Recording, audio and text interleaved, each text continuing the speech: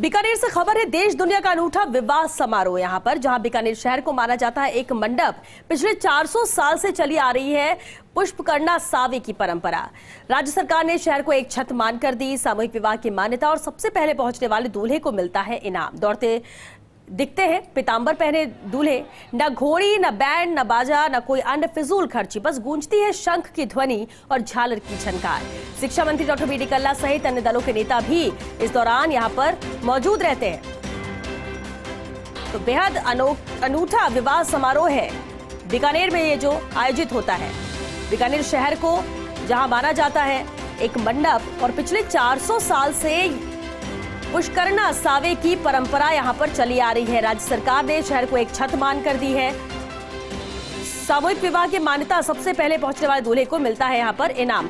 और चलिए बीकानेर का रुख करते हैं, संवाददाता लक्ष्मण राघव हमारे साथ जुड़ गए। लक्ष्मण, ये किस तरह का अनूठा विवाह समारोह है जो 400 सालों से चला आ रहा है?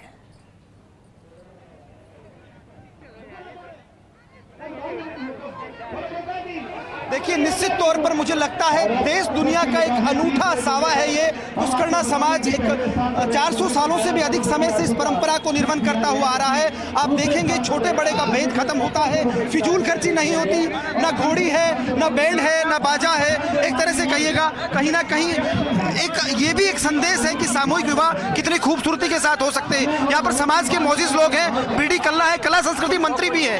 दरअसल आप क्या कहेंगे, इस तरह खूबसूरत आयोजन अपने आप में एक अलग मैसेज भी छोड़ता है। कहीं ना कहीं दुनिया में इस तरह का शायद ही एक ऐसा विवाह समारोह है। हमारे समाज का ये 350 वर्ष पुराना है और इसमें बिना दहेज के शादी होती है। और आप देख रहे हैं दूल्हा बिना पैर में कोई जूते पहने हुए विष्णु स्वरूप में जाता है और सावा निकलता है शिव पार्वती जी के नाम से।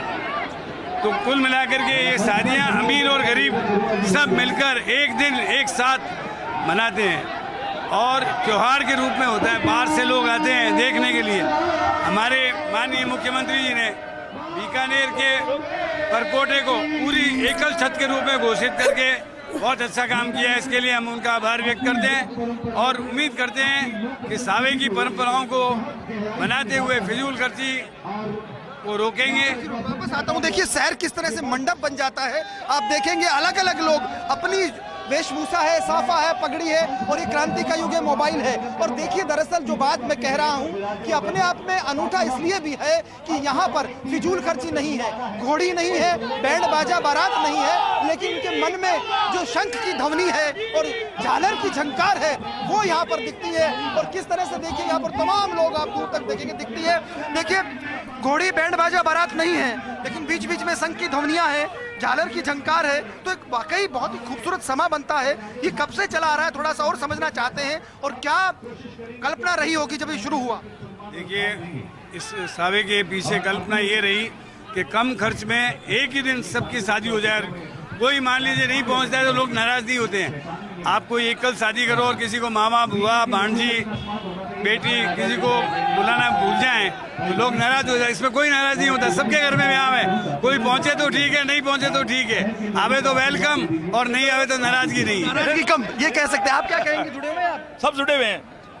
क्या किस तरह का आयोजन होता है? इस पुष्पकर्णा सावा सेवा समिति के सदस्य हैं बी डी कल्ला साहब, इनके नेतृत्व में सभी बहुत चल रही है और कार्य निरंतर करते जा रहे हैं।